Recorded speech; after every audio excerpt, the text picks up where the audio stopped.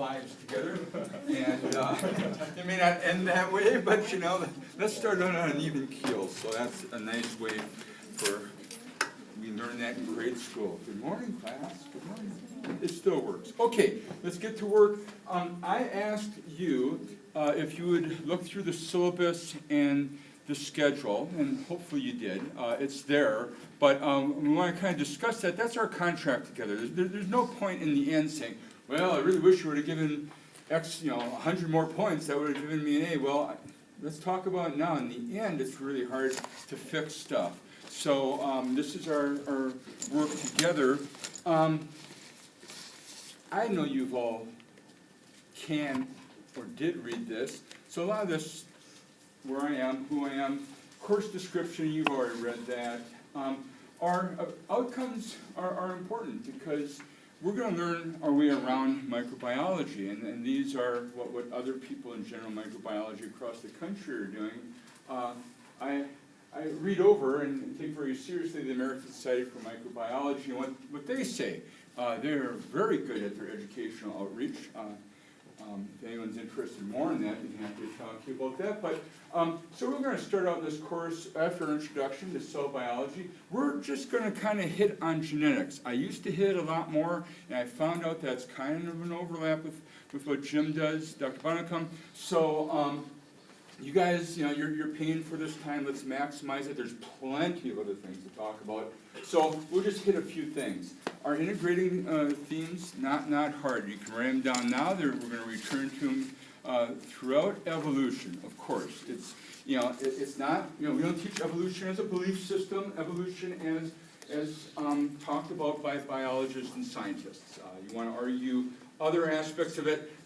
We'll do that in different classes, okay? But we have to understand phylogeny and how things are connected and have that genetic paper trail through all this species of life. So that's important. Diversity is going to be a big one. I mean, no other group of organisms collectively show as much diversity as the microorganisms. Now, if you remember, this is great. These are going to be reoccurring things that show up on essays. So as you start looking at some of the things we're talking about, you may want to think, well, how does evolution fit into that? How does diversity fit into that? Those are certainly ones to start with.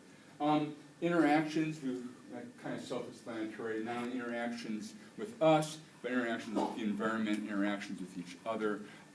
That is a cool thing with microorganisms. They have no trouble working with us. And if you really think about it and move back into the theory of endosymbiosis, really your cells are, a symbiotic culmination of bacterial cells. And we all think, well, no, mine aren't. I'm not a bacterium. Well, think about that as you wish, but interaction is key to the very makeup of who we are. You can read through Teaching of Philosophy. Basically, there's about 5 orders of the way you learn. A lot of things that you did in high school and early in science was, here's a bunch of terms, spin them back on the test, or you had data.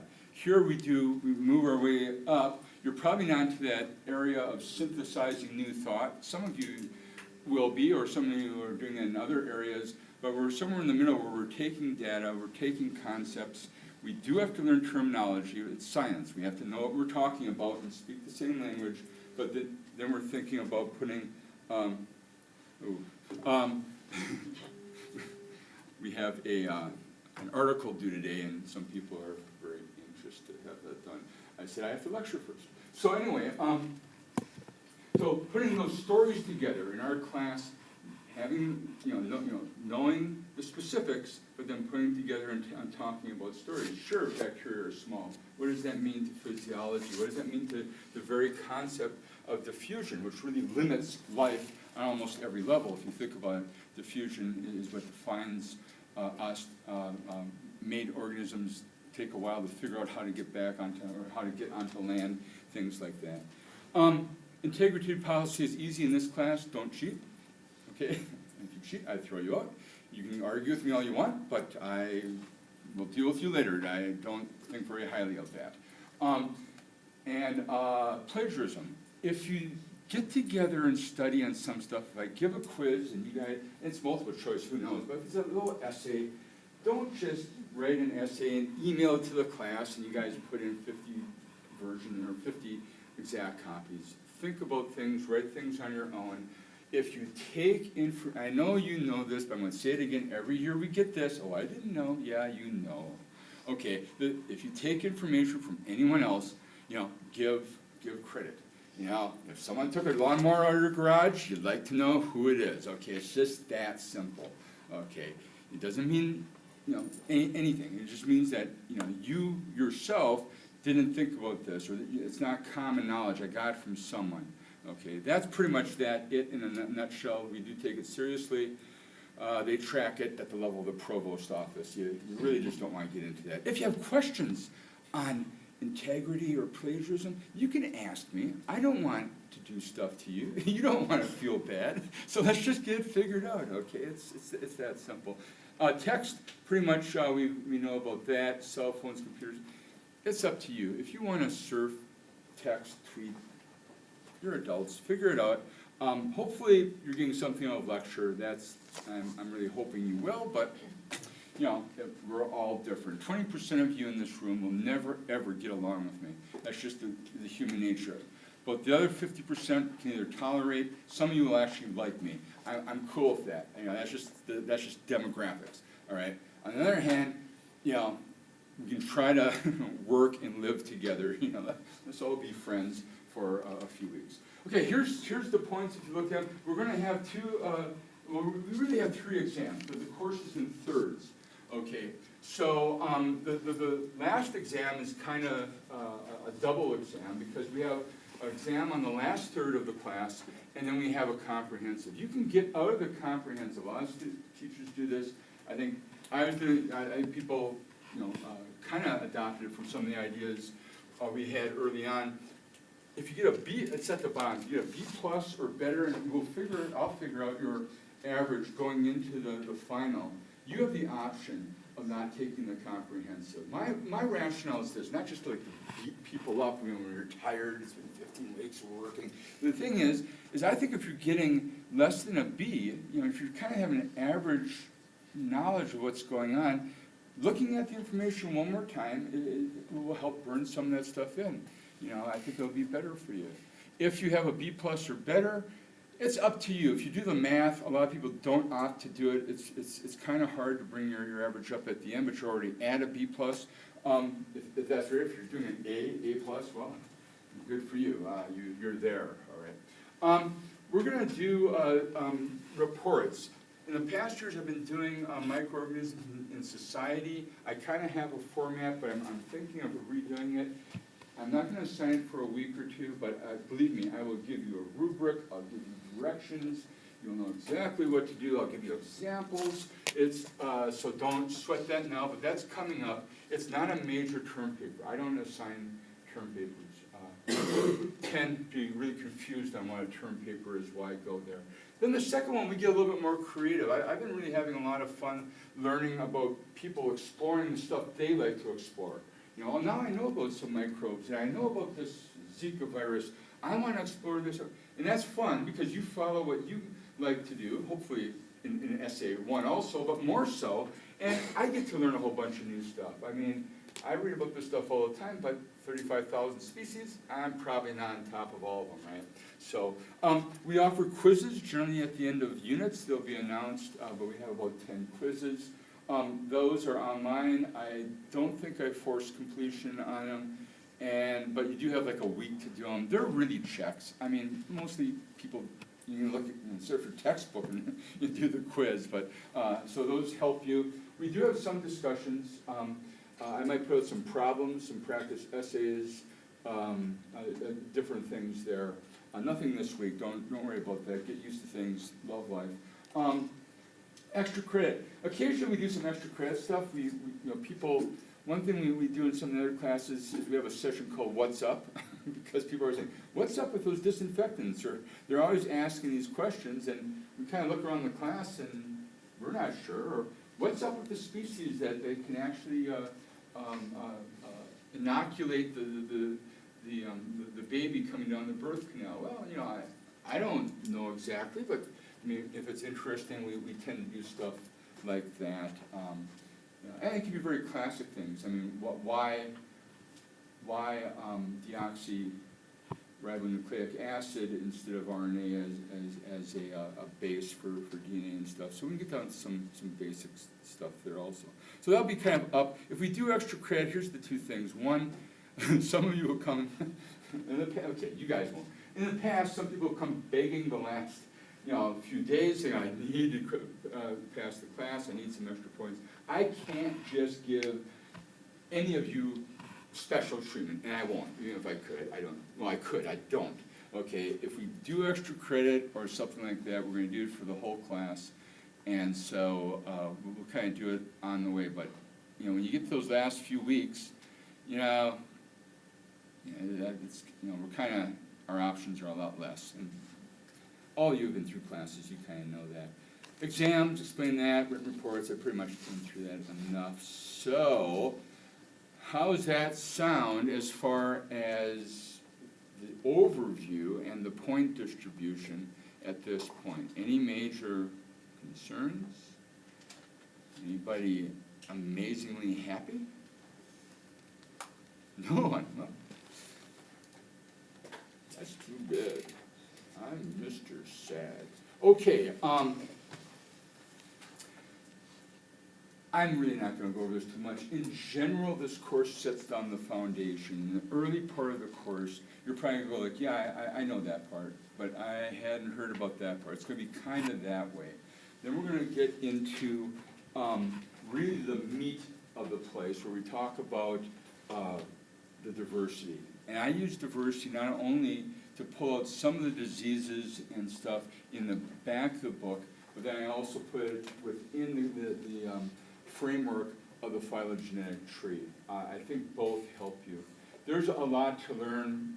We're going to try to wean it down to major groups and stuff, but that's really the meat of things. In the end, we've done varying things. Depends upon how far we get. We can talk about microbial ecology. Some years we've talked about the immune system, we've talked about epidemiology. I'll kind of, going into the end, we'll suggest some topics, and we'll just kind of take a vote on it and see where you're at. Different classes have different interests. I can work with you on that, but I like to get the fundamentals down and the real meat of diversity. That's a cool thing of biology. And we'll talk about it a little bit in today's lecture. You'll get a feel for what I'm talking about, I hope. One last thing. This isn't activated yet. I'll activate it either now, today, or this weekend. It's been my observation over the years that I have a dilemma. And this is how I've dealt with the dilemma. You tell me if you really hate it or like it. But this is how I'm thinking of it. I know in other classes, most people have had transcription, translation, and DNA replication. Okay, and when I've taught before, people go, I've had it before. It's like chemistry.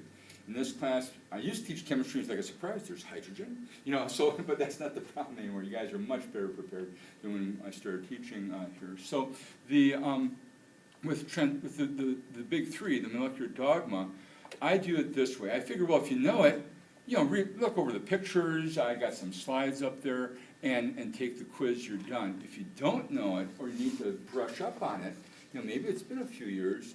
We need to be able to talk about molecular stuff. So again, I have the lectures, I have the notes, and you can study and quiz your way out of it, so I don't take up class time. It's my compromise.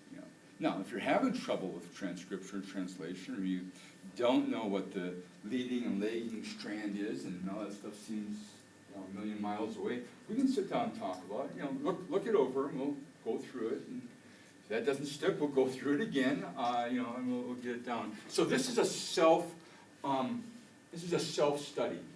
Like I say, if you know it, it probably won't take you too long. If you don't, it's good to put some time into it. And I don't have it yet due. It'll be due right before the first exam, so I know you've got, so you got several weeks to get through it. Do it on your leisure. You don't have to jam it into the last minute kind of thing. Okay.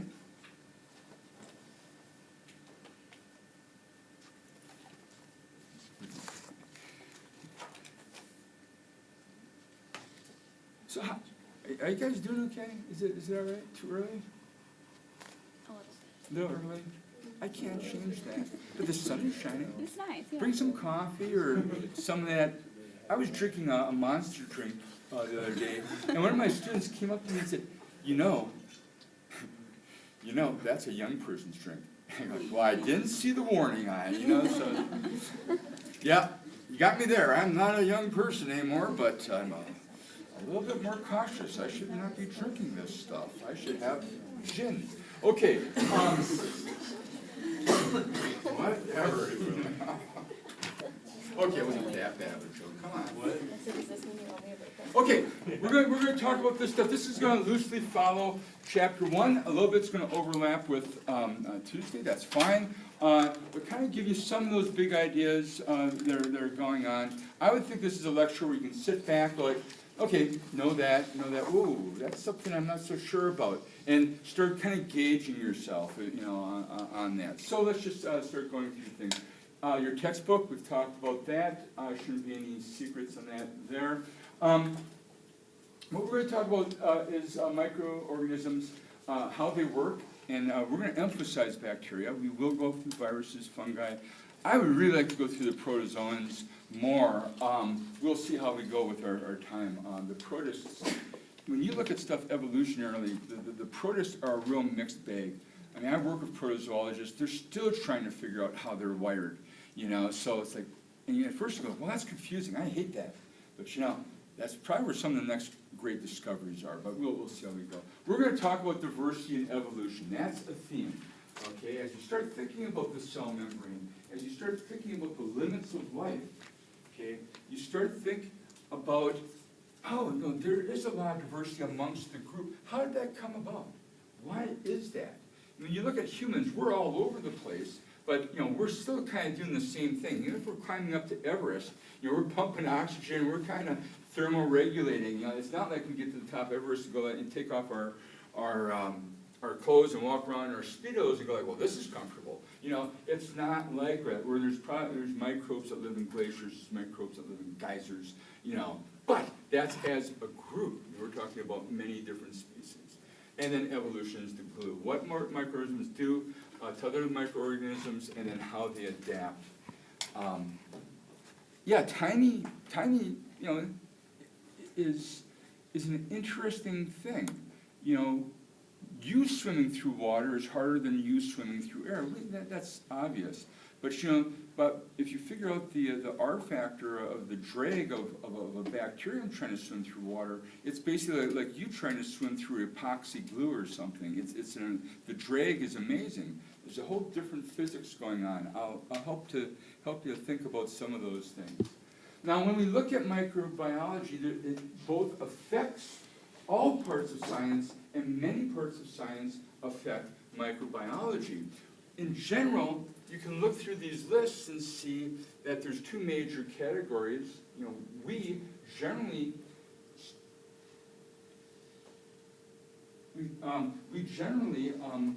are learning at the level of basic science. It doesn't mean simple science. It means that you're learning kind of the theory and so forth a lot of times in the classroom, and you go ahead and out and apply it. So you see naming things, how the metabolism works, the nature of the cell, and so forth are basic sciences. We're applied. Medicine is applied. Medical microbiology is the application of the knowledge of microbiology to fight disease and so forth. And you can see these other things if you're using it in industry and so forth. So have an idea, if that's already in your head, great. If not, that dichotomy is important. We tend to look in lecture a little bit more on the basic sciences. In lab, we probably talk a little bit more about apply. All right, microorganisms are really diverse in their size. Most of our microorganisms are going to be, these pictures I don't think are in your book, so don't look for them. They're from Dixon's book on how microbes rule the world, which is pretty interesting. And we'll talk about that at different times. But most microorganisms that you've learned about are in what, oh, that's the fan. size level are microbes? I mean, if you had to use a measurement or give me a size on most microbes, what are you thinking about? Go ahead. Nanometers is what the first offering is. What do you guys think about how many nanometers then? I mean, all measurements work. It's just a matter of how many of them we have. Nanometers is good. You're in the range of where viruses are. Okay. Okay, well, people are scratching their head or being shy. We're talking about micrometers for microorganisms, taught by Mike Lemke, who studies a microscope. Okay, so there's all this micro stuff, but 1 to 3 micrometers, or some people say micrometers, I don't care. That's what most of these things are sitting at. And that doesn't mean a lot to us until we start picking up a microscope and start looking at these things. Now, we could say 1,000 to 2,000 nanometers, and we're back in the ballpark, right? I mean, units, like I say, how many do you have? Where are they at? We'll find out that there's exception. There's microorganisms like bacteria that are millimeters long. And we'll find that the smallest amount of life is a fraction of a micrometer. The mycoplasma, which don't have a formal cell wall. And you're like, how do they do that?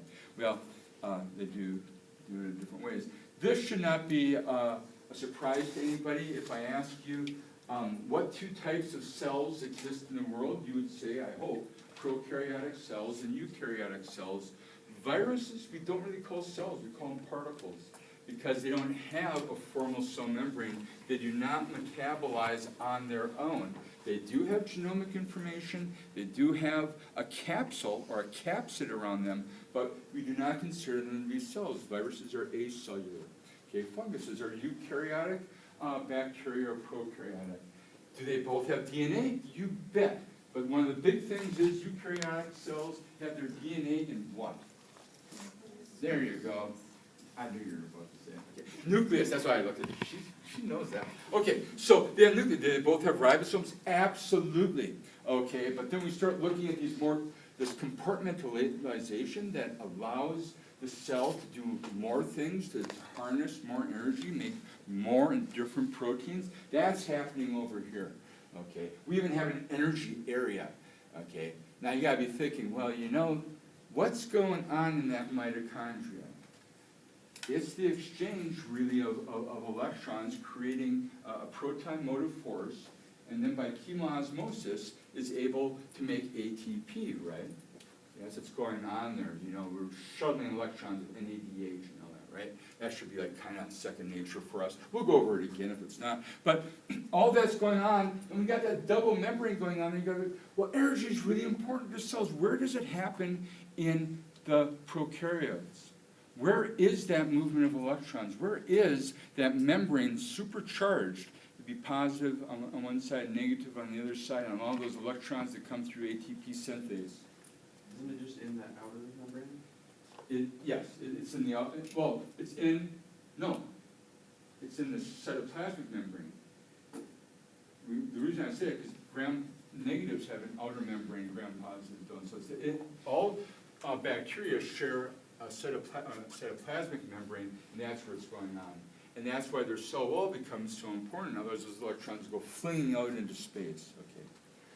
So yeah, so you got that right. This is the only membrane that most of them have. And you go, oh yeah, they're all like little bitty sacs. We will learn in this class that things like nitrous ammonius have foldings inside of the inside. It almost looks like other organelles, but it's not. We'll even see that there's organelle types of things. In the planktomycetes, they're thinking that they might be the pre-nucleus cell, and that these organelle type things actually exist. And you go, wow, that kind of blows away some of the basic stuff I've learned.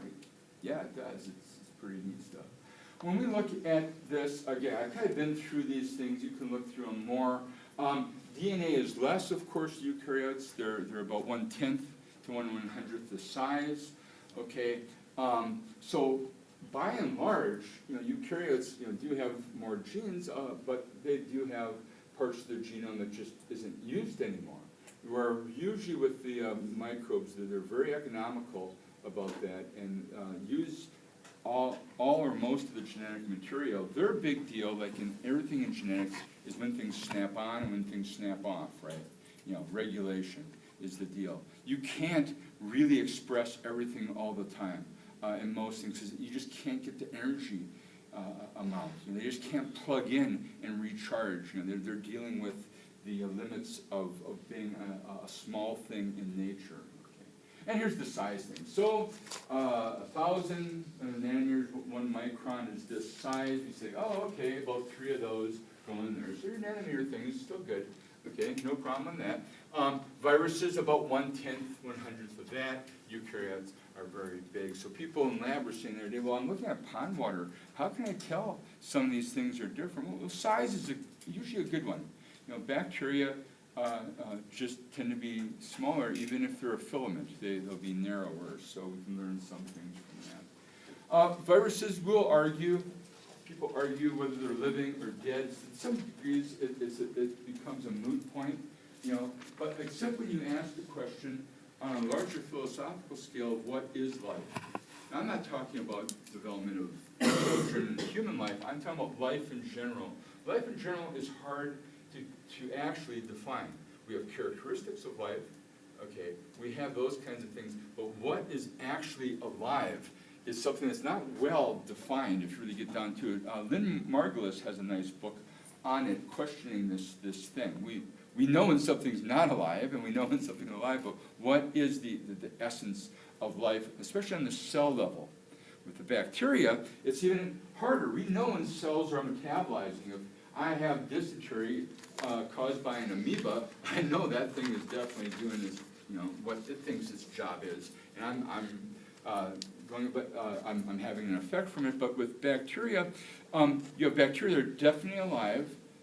You have bacteria that are definitely dead, but it's hard to define that. One of the ways they define it is by looking at the integrity of the cell wall. They figure if that cell membrane's not working, you can't really get metabolism. And then you have things that are viable. They're very hard to figure out. And you go like, at this point, well, why do I care? You might not. But in cases when you have things like Vibrio cholera, when it enters a viable but non-culturable state, that means it's alive but you can't detect it by conventional means, all of a sudden you can't predict what's going to happen with that disease. You know, it becomes mysterious. And you know, one thing about disease, the more you can count on and figure out what it's doing, the more you can combat disease, right? So viruses are hard to figure out. We'll talk about then the key structures for life and living systems. For life, having a cell membrane, a barrier between in and out, is important for many reasons. Now this is kind of important. We'll return to this now right away in the next chapter, but why not talk about it a little bit now? That barrier of having that bilayer that's both hydrophobic and has some hydrophilic interaction means that you are able to separate the outside from the inside.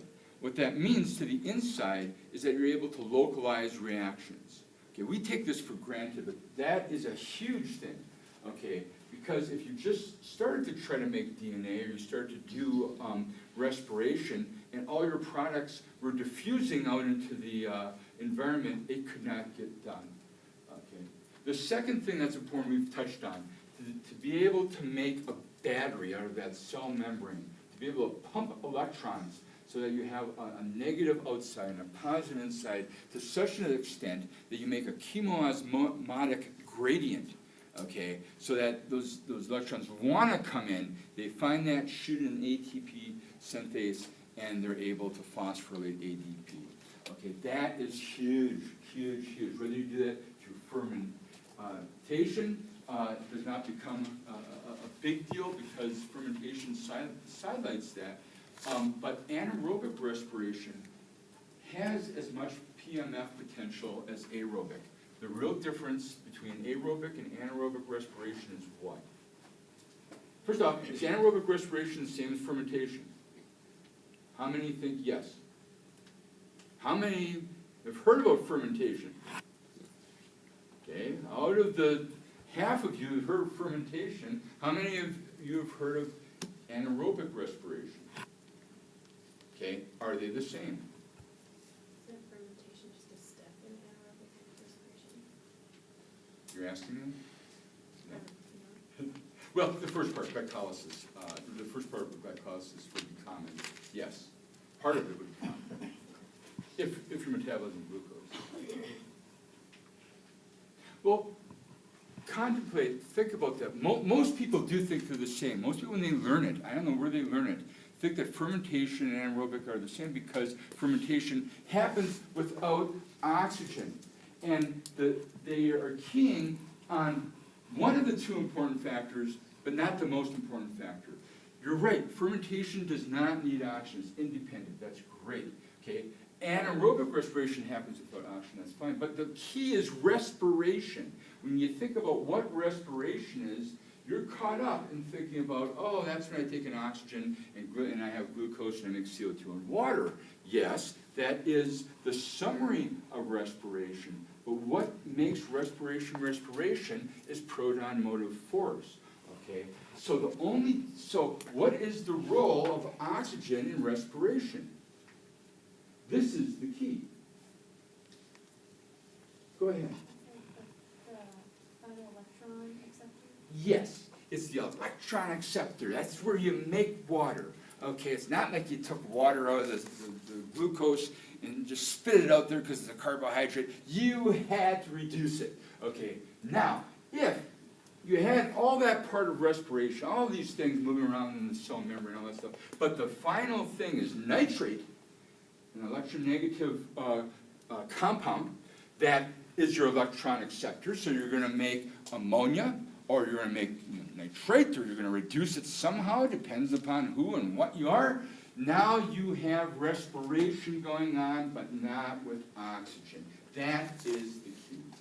Okay.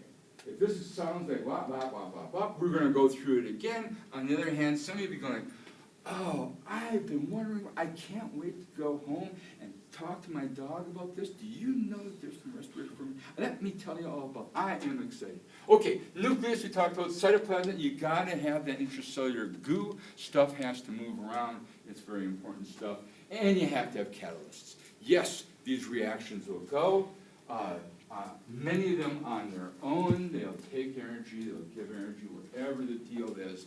But you have to think about it in the terms of timelines. The cell, some people argue that the first bacterial cell is still on Earth. Well, good luck finding that. But most of us know that as we look at our metabolism and other metabolism, we need to put these reactions in the time scale of that organism. They have to happen, actually less than an organism's lifestyle. They have to happen in a time that is commensurate with the need, okay? And the genetics shut them on and shut them off. Holy smokes, what a great story. I think it's amazing. Now, living systems have metabolism. You gotta move energy, okay? It's a tragedy, but you have to, unless you're a plant, you're probably eating something to live. And even if you are a plant, you have to take care of one of the great unifying things that are tearing everything apart. You have to be counter-entropic. You're organizing molecules, you're building cell membranes and enzymes, and that takes energy to do, and the energy is needed to go against entropy. Okay, that's it. Life is counter-entropic. Okay, probably not a surprise to most of us. Metabolism, we talked about that. Differentiation. This is, in living systems, very key. You know, you started out as a cell. Look at you now. Beautiful, strong, handsome, all these things, talented, smart. All this stuff came out of that one little bitty cell. A few micrometers in size. Isn't that amazing? It is amazing, and that's a different story in a different class. Differentiation to us, though, is like, yeah, no problem. When I talk to you about differentiation in the microbes, you're going, well, they're not too different. There's some that are little circles or spheres, some look like little cigars, and some are kind of spiral, right? That is where they left you. They kept you in ignorance so you would not revolt against the mothership. Okay, the thing is that you'll find microbes that show differentiation. Spores. We know there's differentiation right there. We'll find some that actually change their shape. There's microbes that hunt other microbes, and when they can't find microbes to eat, they actually change shape, become a stalk, and make myxospores, and go into a whole alternate lifestyle. Wait a minute. That's the stuff the fungi, the eukaryotes do that, right? Some of these guys do it also. And some are just boring. They go, blip, blip, they do that, but they colonize your lung and gets your attention. So, okay, communication.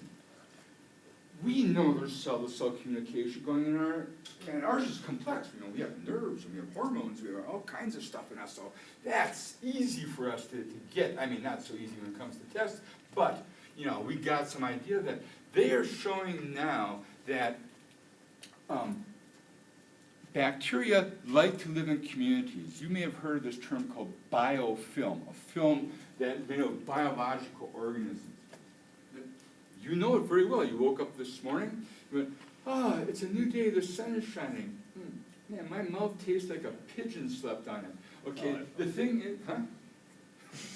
Yours did? Or you had a pigeon on your mouth. Okay, so the thing is that is a biofilm growing across your teeth. You know that. You get up in the morning, most of us, and scrub it off. You send it back a little bit, but then it comes back. You have succession going on in your mouth all the time. They're actually showing that in biofilms, in nature, there's signals, homoserine lactone and different signals they'll send out, and they'll actually make architecture of how you create biofilms, where these things go in the community. Some of the signals are pretty large. Here's an antibiotic, don't come by me. Okay, that's a big signal. But I mean, that's a chemical signal. So this is kind of neat. This is showing up. Movement. Got to get around, okay? Allow them to do really well. We'll do a few scaling exercises there, so we'll do more of that. When we've talked about evolution, the big thing is lineage. That ticker tape of DNA, linking one thing to the other, it's a good story.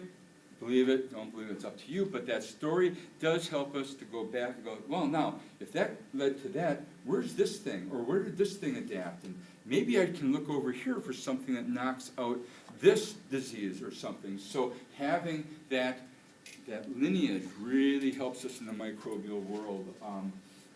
We can argue about if it helps us with rabbits and foxes and everything. So, the molecular dogma. I think everyone's probably seen this. We know that we have to have replication. We know that we make DNA language into RNA language, and RNA language becomes protein language, and that's the big dogma. So that, like I said, we're going to do outside of class. If that is all brand new to you, it is a little overwhelming, come and see me. We'll talk about it, but most of you shouldn't be in here unless you've had a year of biology or a year of chemistry, if not at college level. If that's different in your life, let's talk, let's fix it. Okay, microorganisms in the natural environment. We think of things on the level of populations. We do in our body also, but a population confuses people. How is a population, maybe it's up here, yeah, okay. Here's how a population is different than a species. A population is a group of one species.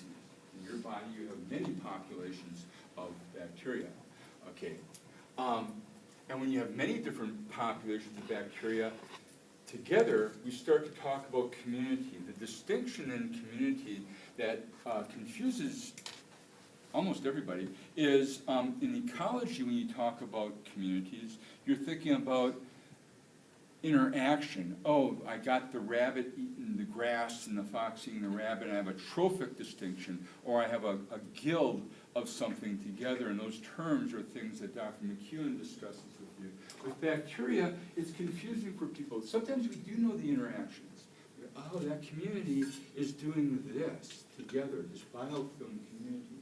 But a lot of times, we're still at that level of going in and grabbing something, whether it's out of our gut or out of the water, and just because they're together, that people start to say, well, that's a community. It may or may not be. We're not there. We don't know all the interactions. So I tend to go for assemblage, and that, and when I edit papers, I'm kind of stickler on that. Okay, habitats, where you live. This is a misnomer. When asked about how fast bacteria grow, most people say that they're fast. My gosh, and I say, how fast? Well, you know, E. coli at 37 degrees can double its population in 20 minutes. I go, wow, that's fast. Okay, it takes us, 15 years or something to get to even hoping to do that kind of thing. Elephants, my gosh, long time. So, but this is kind of like saying that all bacteria are E. coli.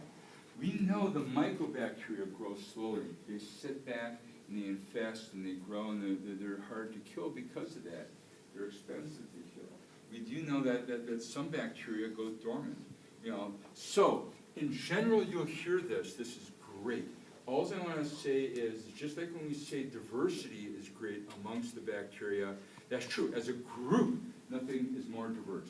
Okay, but same thing. We have some of the most rapid growers, and there's also some that just don't reproduce all the time. So, yes and no. Something you may have known about. Okay, I think we've kind of covered that. So, Koch, right?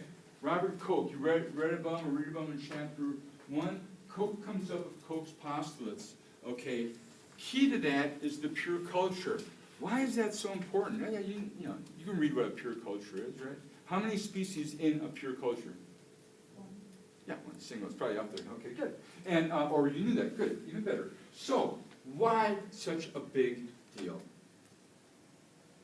Why was Koch, when he got so excited, he started growing stuff on gelatin, okay, because there's a proteinaceous substance that kept water, and his lab technician's wife said, Bob, if you wanted to try this stuff called agar, you might have better luck. Looks like your microbes are eating your gelatin. I don't think they're going to eat this agar, And he said, well, thank you, Fraulein. That's perfect. I think I'll try that and become one of the world's most famous microbiologists while you spin off into obscurity in history. And that's exactly what he did. Okay, so the thing is, why was pure culture such a big deal? Any ideas? Is it a big deal? No, you don't have to stay interested. Stay with us. You can get a great amount of the same kind of bacteria. There's one big deal. You got a whole bunch of the same thing. You can start matching the organism to what it does to things. And the very act of making something pure, you separate it from the chaos of everything else.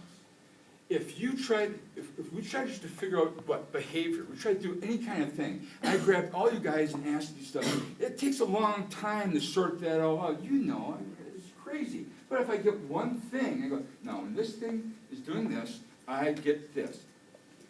It's easier to figure out. And we go, no, well, of course you want to do that. Why wouldn't you? They didn't know how to do it. It's the middle of the 1800s. We are so busy killing each other in this country, we're not paying attention to this stuff. The Civil War is a massively terrible civil rights dispute, right, going on. And these guys are going, I'm watching all these people die from Yersinia pestis, anthrax. We got to start figuring out this microbe stuff, and that's what they're focusing on. Not that we didn't want to, it's just we had other things on our mind at the time. So that's what's going on. So pure culture, a big, big deal. Cultural media, we'll talk about, but when you make culture, you develop a little pet microbe. Just like your little puppy dog, your little kitten, you give it a little bit of cat chow, some water, a nice place to live, and it's the same kind of thing. These things, though, you might have to get, you need sulfate and a little bit of manganese and so forth, and it's a different type of culture. We'll talk about those basics in this class. We'll talk about microbe stuff. This is something, I can't remember if I talked about this on Tuesday. Are we done? Am I done already? What time? 12:45? I'm doing that. 9:45. When? 10:45? You guys like this? Should we keep going? Yeah, because the class is an hour and 15 minutes. You want to stick with it? Are you with it? Okay, let's keep going. Okay, good. So, yay. All right, so this is a big deal, and you know, this isn't really showing up. I mean, maybe, I know Dr. McKeown loves all of ecology. I don't know if they think about this. But when we learned the food web, right, you know, in grade school, like, tell me about the food web. We had the plants on, this is from a wetland or a lake or something, okay, wetland. But still, it's the same thing, right? We got all the green stuff at the bottom, and about 10 times less of the things eating the green stuff, and a little bit less of the stuff eating the stuff that eats the green stuff. We call, okay, we're gonna call those primary producers, primary consumers, secondary consumers, and there seems to be always a hawk someplace flying in the distance. Okay, so we have the food pyramid, and we built energetics on that. We built our models of thinking about how energy cycles through the environment. And to this day, this is how we think of things. You say, well, sometimes it's not always a pyramid, sometimes a pyramid. Okay, okay, ecologists, you can always find something that isn't, you know, is different, and that's great. But if you add it up, if you take any ecosystem and you take all those little bacteria and you count them out, so forth, you find out that the biomass is much greater in any ecosystem in the microbial world. Now this is just like, oh, bigger is better, microbes are great. It also has implications. It has implications about ecosystem services. It has implications about how energy is channeled. You know, in lab, already, you guys, most everybody in lab? Okay, in lab, we talked about photoautotrophs. You said, well, there's one. You know, and we said, well, trees are photoautotrophs, and then we talked about photolithotrophs, things that can take light and take chemicals and do energy. That's a whole different shunt of energy moving through there. There's also biomass. I've only seen a few papers where they're starting to consider, well, any way you cut it, it's a lot of carbon. You should be thinking about all this carbon moving through here. So just something to chew over. Maybe it'll make for a great essay in one of your classes, or in this class. I'm very interested in that idea. But anyway you cut it, someone sat down and said, okay, given the estimates of all the bacteria on Earth, I think there's 5 times 10 to the 30th. Some people say to the 31st. Okay, there's still a lot of zeros. I mean, I'm a millionaire. I know there's 6 zeros after my name, but so this is really big. Okay. Now, how do they do that?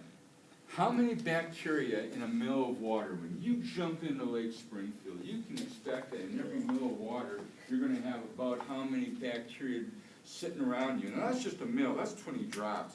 You've got a lot of bacteria that you're swimming in. And that's a relatively clean place, except when they close the beaches, right? So, how much?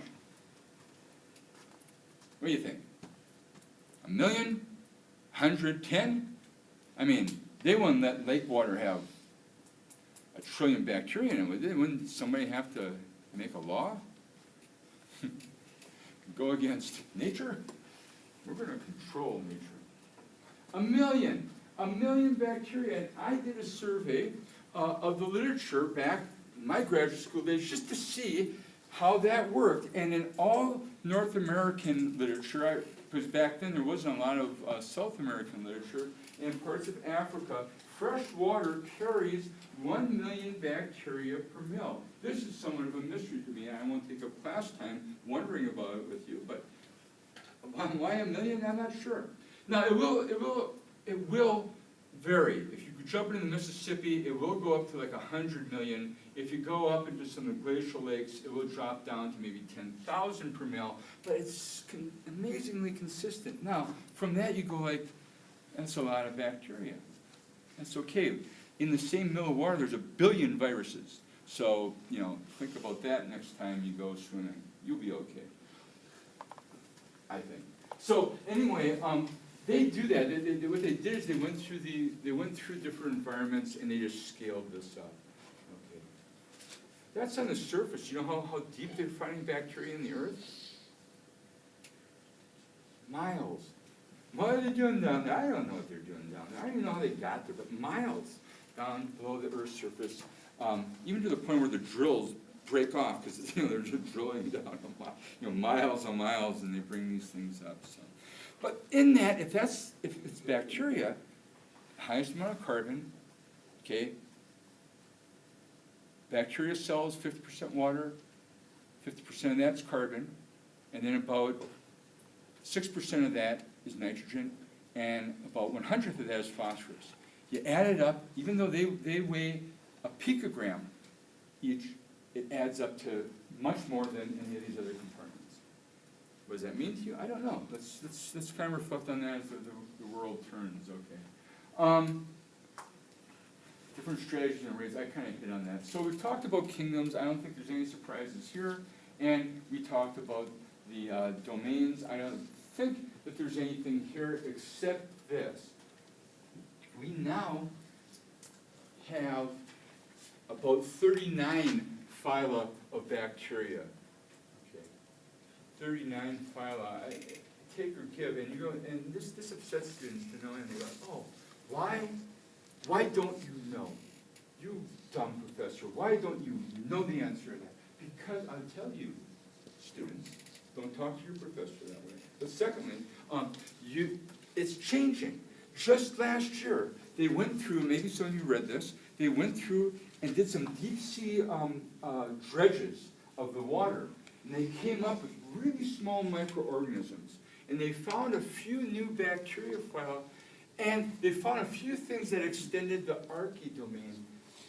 I'll try to bring in this picture. They found 2 new groups, 2 new things that might be new domains. And you're like, what? I don't even understand.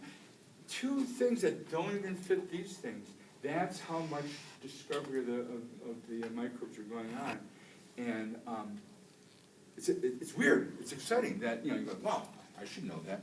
No, nobody knows it. So, interesting stuff. And here are our domains. You look around here, you kind of see stuff. Wait a minute. What's mitochondria doing with the bacteria? Isn't that a eukaryotic thing? Uh-oh, someone made a mistake, right? No? Yeah? No, I don't know, or I'm just... What's the deal going? What's going on there? I think there's like a theory that with the chloroplast and mitochondria, that the cells, when they were first becoming diverse, whatever, they split off, and like the plant cells, the chloroplast, and the mitochondria, and then the animal cells. They think that either ate it or like kind of just Engulfed, yeah. Yeah. Yeah. It's not a theory, it's fact. It was a theory about 20 years ago. Lynn Margulis from Amherst, and you're exactly right. Good answer, thank you, perfect. And, said, well, I think this. I think about microbes all the time, and I think that a proto kind of something that wasn't still a eukaryotic organism, holding the mitochondria, and then later on, the plant cells went and got chloroplasts that were cyanobacteria. They turned out to be related to the cyanobacteria now. But and people say, well, you're crazy, Lynn. That's nonsense. We're not made up of bacteria. Get out of here. So she was kind of ostracized for a little bit. But I've met Lynn. I talked with her for an afternoon. And I don't say it like, oh, I did all this. But it was like one of these really cool experiences you get to have. And you're not going to really mess with her. She's very very thoughtful and very determined. And so they went on. Finally, the age of DNA came around, and they checked the genetics. Like, oh, that's bacterial. And they checked this reaction to antibiotics. They did some other things. They go like, Margulis had it right. Okay, it is pretty much accepted as much as anything's accepted in science.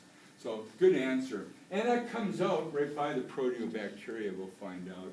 It had to be a heterotrophic organism, a chemoheterotroph, for that to work. And the cyanos should be us. Okay, lots of things to the tree of life, you bet. One thing that we do that probably you don't do as much in other classes is we consider, it makes a great story, but we consider life on Earth. there's a whole bunch of things here. This timeline is a time circle. You get it, it's not hard to figure out. We know at 2 billion years or so, we got the eukaryotes because there's enough oxygen to do two things. One, to use oxygen as an electron acceptor, but the other thing is what? Ozone. You don't have to live deep in the ocean to get messed up with ozone. And before that, that's why we're seeing the Earth, it's not anoxic, but when life forms are showing up, they're showing up in their purples and their oranges.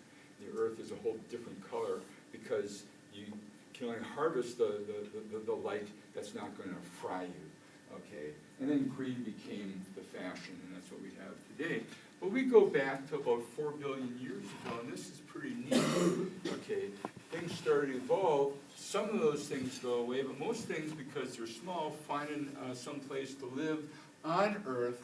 And so that is one of the first things you can say about diversity. Habitats since the beginning of time on Earth still exist, and microbes live in that. Now, some of you say, I'm going to write that down because that's going to be on the first essay. You're right. Okay. And then, so this is nice. And then this also ties in to the concept of domain. We need a molecular clock that's been around 3.9 billion years, because if we take hemoglobin, it'll work. They can type hemoglobin between the great apes and us and see differences. The bacteria don't have a hemoglobin. Okay, let's go back a little further. Let's use cytochrome 1 or something. Well, that doesn't go back with everybody all the way.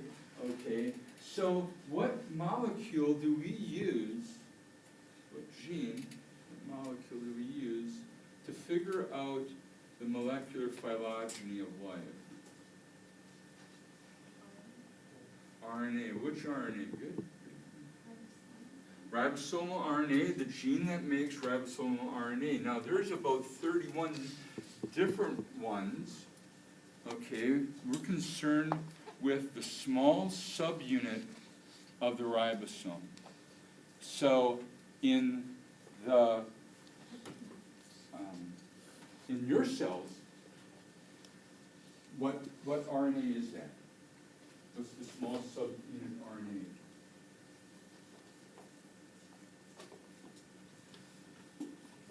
(18S). And for us, or for the bacteria, it's the 16S. Okay. What does the S stand for? Stedberg. We'll talk about that. So that's the deal. So what's really nice in here is that we can look at geologic time, we can look at how organisms adapted to Earth as it changed and how they changed the Earth.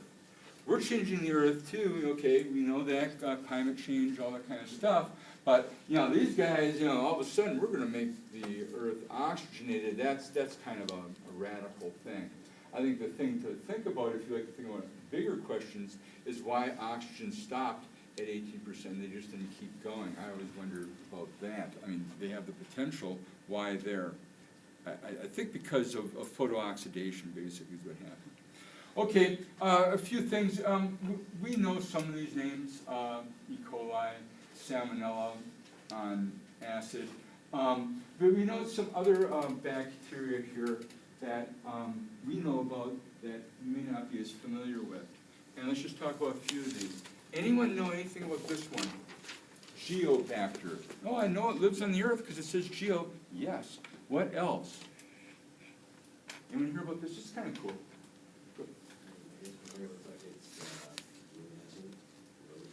Well, it looks that way, but that's just the way the microscope's shining light through it, but good guess. Observant, very observant. That's 2 flagella. It seems like flagella. Good. And it's not, but let's start there. These things make electricity. Okay? Derek Lovely, again in Massachusetts. Sounds like we should go to Massachusetts and learn a bunch of bacteriology. Derek Lovely and his student Bond, not James, but a different Bond, they got together and they're saying these things, instead of putting the electron onto a terminal electron acceptor, they put it on the outside. They'll give it to an electrode. Well, that's what electricity flow is. I mean, we have electricity, we make electricity, we use electricity in our body, but these guys can make electricity like we don't. Now, it's not the same that you can just take a battery of geobacter and plug into it and charge your iPhones or something, maybe someday. Derek says it's something like this. I asked him, he says, it's more like on the level of composting.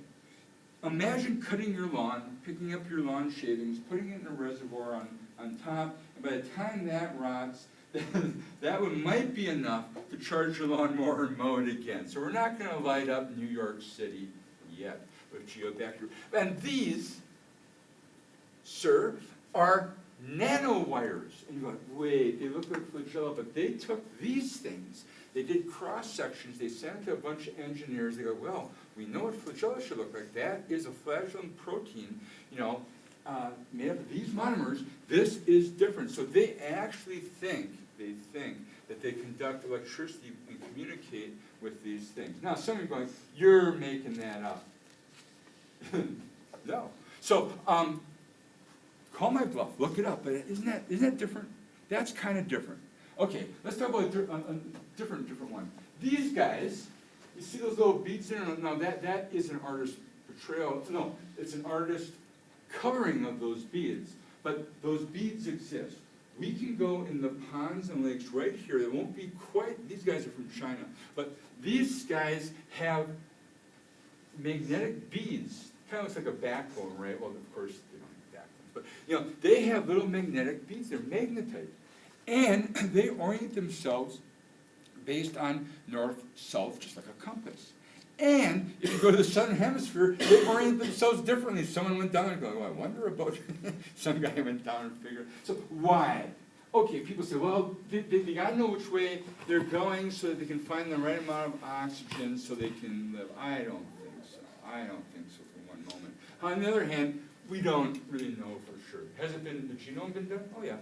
You know, we still don't know, but isn't that different? Okay, let's talk about this guy. Okay, cartoon. This guy is called Vibrio. Okay, the Vibrio that is a leech. Okay, these guys exist. You could go right out here and get them. My students have, more so in the summer and fall. We don't find them as much when we go into winter. They will come in, and you can get your extract, put it on the petri dish, and put your host. They come in and burrow in to other bacteria. Okay, so these guys will attack other gram-negatives. There's other ones out there.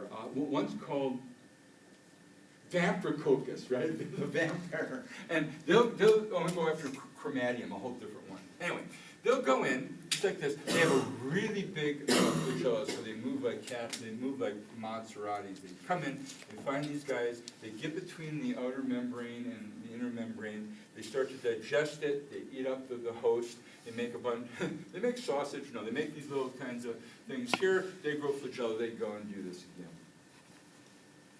How many people knew about that?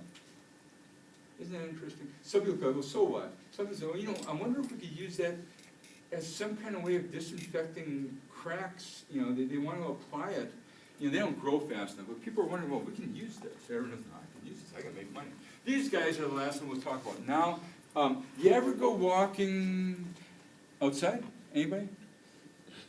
Yeah. Okay, 4 of you have gone walking outside. When you go walking outside, you may come across a wetland, or you're walking with someone talking about bacteria, and you look down at the shoreline and you see the water right by the shoreline, and you look at, and it looks like kind of metallic. You know, it looks like, maybe someone poured some gasoline here, you know, because sometimes that makes that kind of metallic looking surface. You go, oh, well, I don't see any gasoline, that's weird. And you keep going and you don't think about it. Anyone ever see that? Oh, you guys that go outside? Well, try it sometime. Go outside sometime. This time of year it's great to find these guys. So you might come back and you're walking along the same area, you go, that's the area where I saw that shiny water, but now it's orange. What's orange water doing here? Anyone see orange water? One guy, see? And he's not afraid to share. Okay, so the thing is that's probably Gallinella, this guy. Why do you see orange? Why do you see metal? This is the deal with Gallinella.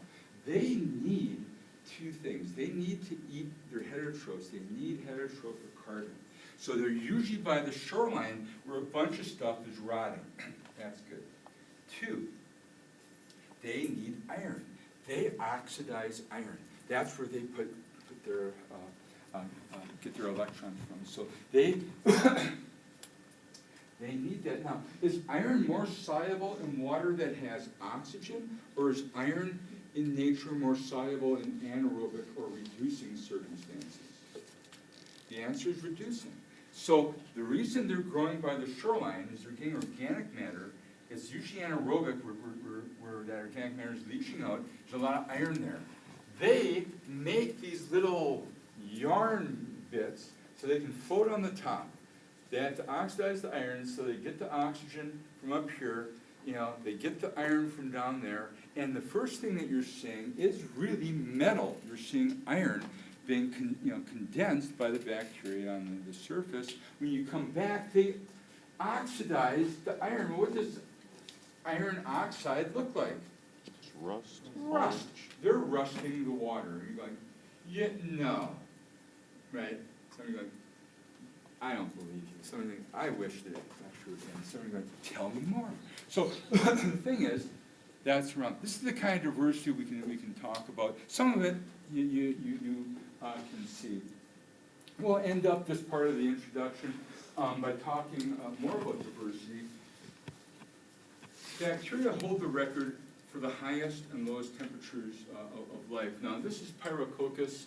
It's living at 100 degrees. Those of you who have done PCR or worked with DNA know that DNA starts falling apart around 95 degrees. That's the basis of PCR. These guys are doing just fine at 100 degrees. Okay. This is amazing. We are interested in how do you do that? Do you know the highest temperature that bacteria can grow at, that like to grow at? You have stuff growing in your refrigerator. Some like to grow in a refrigerator. Some love it. Depends upon if they're tolerant or not. These guys love growing at this high temperature. You know what the upper limit of life is right now? You guys you stopped a long time ago. 121 degrees. I remember that because that's the temperature of an autoclave. They could live, they actually culture these guys in autoclaves. You go, well, yeah, you should be, that is kind of a how do they do that? So that's kind of interesting. A little more on the archaea and Popeyes in there. Metabolism, we'll come back to this. We know phototrophy. You learned that. You learned two things out of the big story. You know chemotrophy, and you really know it through the chemoorganotropes. If you look at this formula, you go, oh yeah, I've seen that. And okay, I know something about that. We are going to look at variations on that because the microbes, unlike us, bless you, have a whole bunch of things. If you're reduced, it can be oxidized. And they use it for an electron source. If it's oxidized, it can gather electrons. They can shift stuff around like nothing else. Where can you use microbes? Disease, agriculture, food industry, I think we know most of that. This is something that's kind of interesting in our last minutes. You said 9:45. Hang in there a few more. So, the change. If we were to go back 100, 200 years ago, whatever, the main things knocking us out were microbes, influenza, tuberculosis. If you go back before that, there's no shortage of stories in the 1600s. I mean, every microbe that just, I mean, what are some of the greatest inventions? The bicycle wheel, but sewage treatment, okay, in 500, I think it's 500 AD, when that came around, that changed civilization, just because it started to manage microorganisms. Okay. So now we have other things that kill us. I mean, they're at the top of the list because we've knocked back some of those other ones, but AIDS, some of the influenza. Your lungs are an open sac to the environment, so they're an easy target is the problem. A lot of people have respiratory diseases. But there's a lot of things on the list. Tuberculosis is coming back up. It's in the top 10 again. We thought we had that, right? MRSA, where's that going to end? So microbes are still a big part of all that. So agriculture, we've just talked about all this. Let's get to the end. Okay, roots. Leeuwenhoek.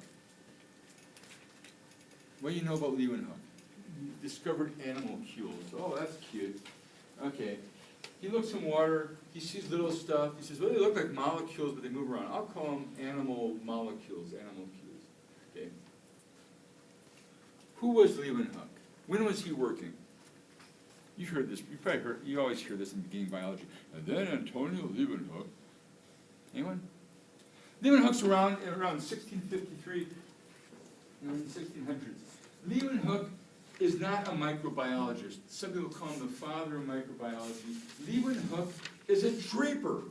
He makes drapes. You go, good gosh, I could go down to Walmart and get drapes. Why does anyone making drapes interested? You gotta think 1600s, no Walmart yet, but they're talking about drapes for the opera and drapes for the local castle and stuff like that. So he's got a few bucks. Okay. Now, he kind of notices this idea of magnification, and you have too. You have a drop of water on a leaf or something, it's kind of this, you get magnification. He starts saying, I need a drop of water that won't keep going away, so he starts looking at glass, he starts polishing glass. If you go to the Museum of Medicine in Washington, D.C., you'll see the early microscopes. Almost all of them, they're amazing. It really looks like a piece of glass out of some kid's game. I mean, it is nothing that you would be too impressed upon at that point. But he's able to make things look up to 300 times bigger. Now, this is a big deal.